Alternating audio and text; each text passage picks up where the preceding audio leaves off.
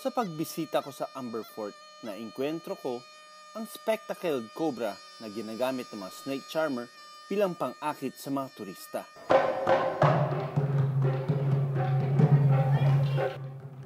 Taon-taon, mahigit sa 46,000 tao ang namamatay sa India dahil sa tuklaw ng ahas. Dito pumapasok ang trabaho ng Raksha Helpline.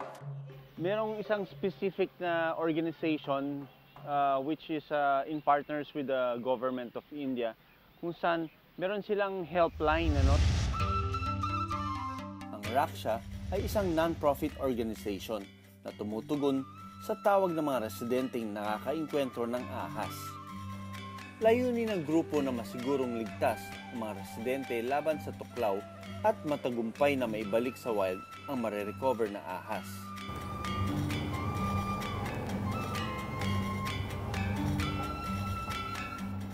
Okay.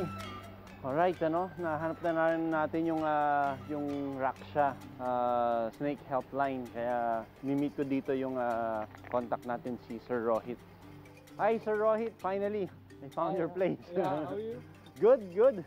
How long has the group been running? It's been 12 years. We started the helpline for the sole reason that I saw a snake being killed right in front of me. What will you do if it's a venomous snake? Take the snake and release it to the nearest forest area.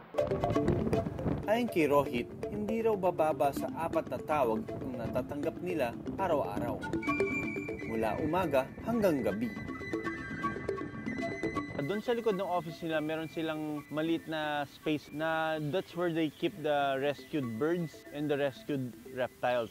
May narinig akong tumatawag sa akin. At doon natin sila makikita. This is your transport cage, huh? Yeah, these are only rescued yesterday night or maybe today morning. The first box you see is a Indian cobra, Naja.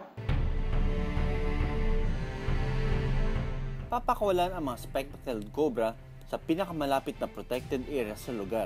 Simula na ng aksyon.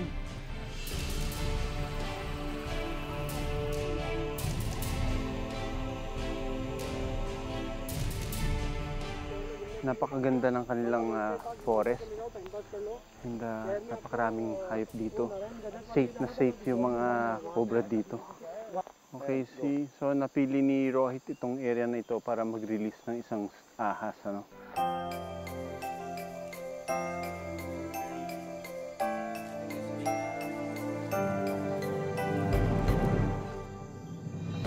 Don't move. Okay, so second release of the cobra. Ang pangalawang cobra, isang juvenile.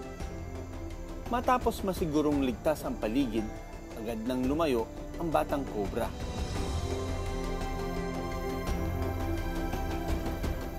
Ito na yung huling cobra na i-release natin, pangatlo. Ito na. Wow. Nice. Hello, bhar liya. Okay.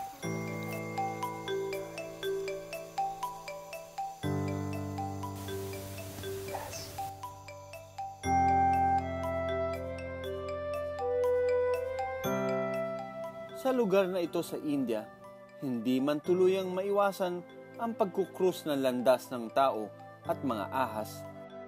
May sapat na kaalaman ang mga residente sa kung ano ang dapat gawin kapag may naengkwentrong buhay ilang. Sa tulong na rin ng grupong tulad ng Raksha Snake Helpline. After releasing snakes, it's a feeling of joy because we feel very happy we've saved a life. Correct. At the end of the day, what matters is if we save a life. Good job.